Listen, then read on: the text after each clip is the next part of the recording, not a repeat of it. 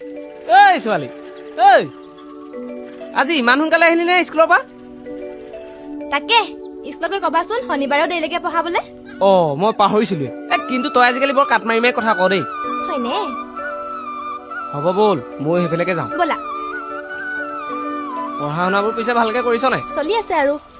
চাবি আকৌ ভালকে কৰি যাবি আৰু ল'ৰা ছাৰ পাল্লাত নপৰিবি হ'লে। নাই সেইবোৰ নাই। মানে ৰাস্তা ক্লিয়াৰ আছে। কিবা কৈছা? নাই সেইদিনা কথাটো। কি কথা?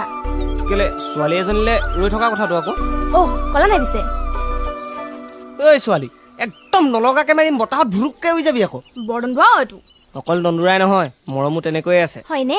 কালৈ বা? ঐ ছোৱালী নুবুজা দৰে নকৰচোন, এনেই ছেকেণ্ড ইয়েৰ পালিগে। দাদা আমাৰ স্কুলত একো নপঢ়াই নহয়। আৰম্ভ কৰিব লাগিব তেতিয়া ৰোমান্টিচিজিম। বৰ একেবাৰে ভাল পাওঁ তোক।